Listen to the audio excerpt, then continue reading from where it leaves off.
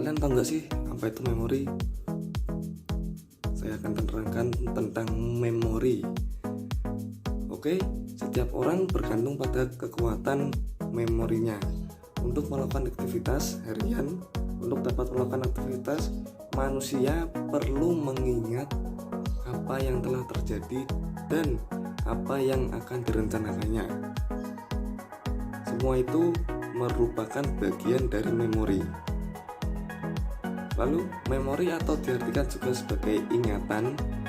Penelitian pertama tentang memori manusia adalah Ebbinghaus pada tahun 1885. Kesimpulannya yang diperoleh dari penelitiannya yaitu proses penurunan ingatan atau lupa terjadi paling cepat dalam 9 jam pertama setelah memperoleh informasi dan masih berlangsung selama 30 hari berikutnya.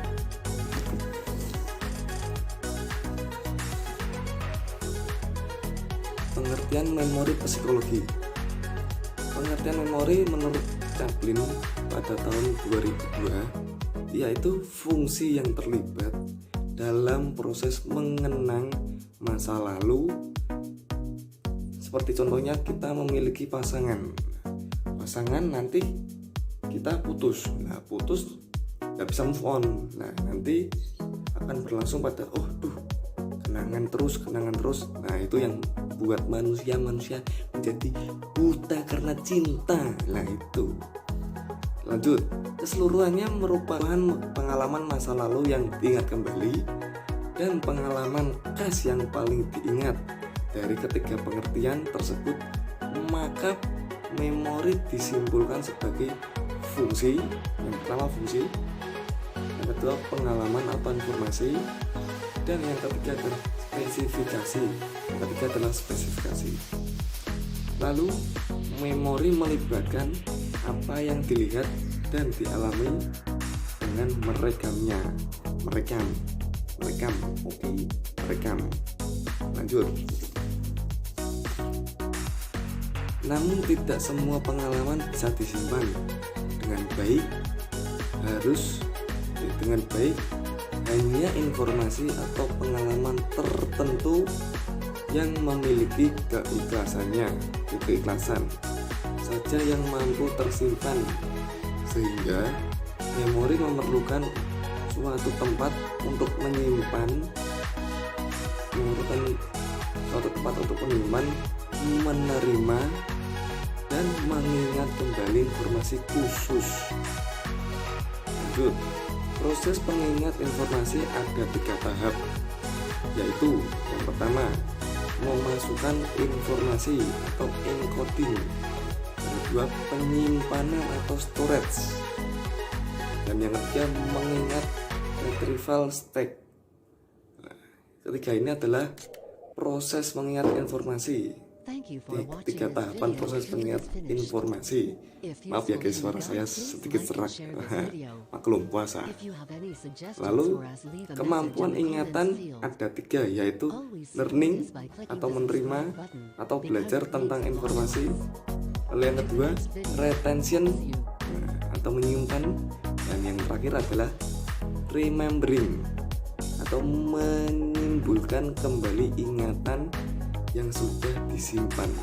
Oke, lanjut. Nah, ini jenis-jenis memori. Yang pertama, tahu nggak sih apa itu jenis-jenis memori? Ya, nanti ini saya jelaskan. Oke. Yang pertama, memori sensoris. Memori sensoris berkaitan juga dengan penyimpanan informasi yang diperoleh dari penerimaan panca indera, memori panca indera. Memori sensoris merupakan proses penyimpanan informasi melalui saraf-saraf sensor dalam jangka waktu yang sangat pendek. Contohnya dari memori sensorik, setiap indera memiliki ingatan inderanya sendiri. Setiap memori sensorik secara singkat menyimpan informasi yang masuk melalui organ inderanya, contohnya mata, telinga, dan lain-lainnya. Oke, lanjut. Yang kedua, memori jangka pendek. Memori jangka pendek merupakan proses penyimpanan memori secara sementara, yang artinya memori tidak bisa disimpan lama. Contohnya, dalam kasus mengingat wajah seseorang seperti mantan tuh. Iya, siapa itu yang masih ingat wajah mantan? Ya, pasti kalian masih ingat kan? Wajah seseorang yang baru dikenal. Halo. Apabila kita tidak ingin mengingatnya, maka memori itu akan hilang dengan sendirinya. Namun, apabila memori tersebut diingat berulang, akan semakin terkenang. Waduh, yang belum bisa move on tuh siapa? Yuk, lanjut. Lalu yang ketiga, memori jangka panjang. Memori jangka panjang merupakan proses penyimpanan yang diingat cukup lama dan relatif bersifat permanen. Contohnya, dalam kasus ingatan selama bersekolah, dulu memori mengenai pertemuan reuni dengan teman sekolah dan masih banyak lagi lainnya.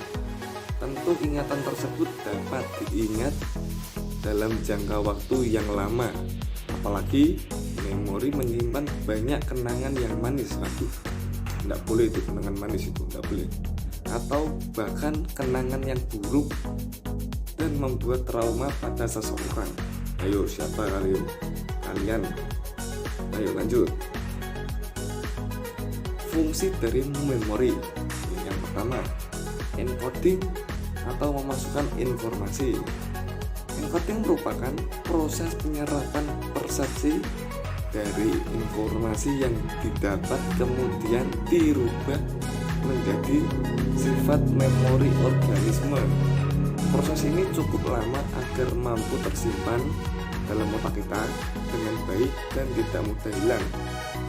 Proses encoding ini bisa terjadi secara tidak sengaja maupun sengaja.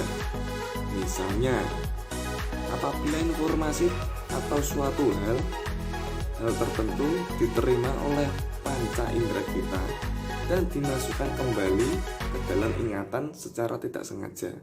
Aduh, lanjut. Yang kedua, storage atau menyimpan. Yang kedua, storage atau menyimpan. Fungsi berikutnya adalah sebagai alat penyimpanan setelah proses encoding. Data atau informasi yang didapat akan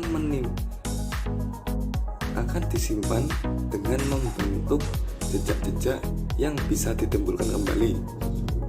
Jejak memori tersebut juga traces memori. Contohnya, seperti halnya kita melakukan hal-hal yang barusan lalu kita disuruh untuk melakukannya kembali, otomatis otak kita tidak akan melakukan hal yang sama dengan apa yang kita perbuat tadi dan masih ingat. Lanjut. Lalu yang ketiga, retrieval atau mengeluarkan kembali. Fungsinya yaitu menimbulkan kembali ingatan yang sudah tersimpan. Proses ini berkaitan dengan proses mencari informasi di dalam otak, menemukannya dan menggunakan kembali memori tersebut.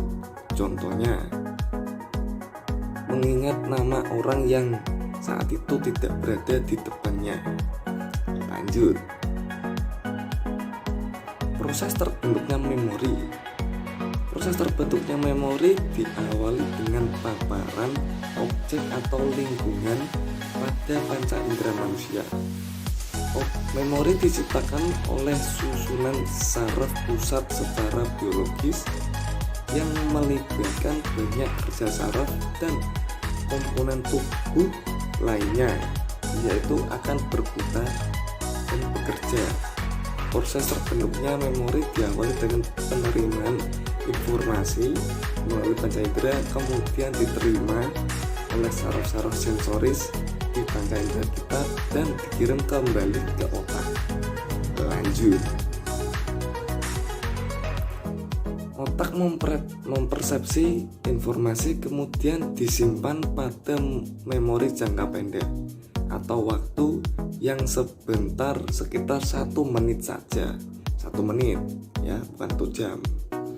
Memori jangka pendek dikirim ke generator atau pembangkit tanggapan yang kemudian disalurkan kembali ke bagian tubuh lainnya untuk memberikan tanggapan. Memori jangka pendek kemudian diubah menjadi memori jangka panjang dan disimpan secara permanen dalam otak kita. Oke, jangan lupa. Proses ini melibatkan kerja kontrol dan membentuk jejak-jejak memori. Memori jangka panjang dapat digunakan dengan cepat dengan melalui jejak memori yang terbentuk. Oke, lanjut. Semakin sering dipanggil, memori akan semakin mudah ditemukan dan jejaknya semakin jelas. Jangan keras ya, oke? Jangan lupa, jangan keras, jangan salah. Namun pada memori jangka panjang yang tidak pernah atau jarang digunakan, maka memori akan meluap dan terjadi lupa atau kondisi tidak akan dapat mengingat sesuatu. Memori lupa dapat dikembalikan dengan melalui ciri-ciri informasi yang masih diingat. Lanjut, memori kontrol bekerja jika ada keinginan kuat, harapan, motivasi, minat, dan usaha. Namun apabila tidak ada hal ini tersebut, maka terkontrol tidak akan bekerja dan memori tidak akan tersimpan.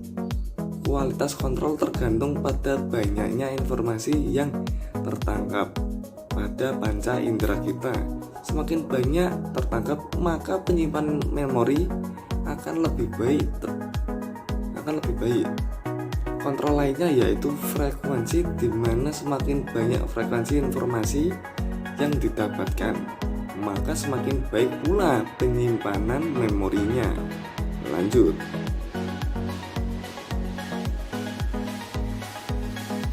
Sekian dan terima kasih. Maaf kalau ada salah tutur kata dari penyampaian saya. Saya Sultan Alwitra Kusuma dari kuliah semester 4 pagi.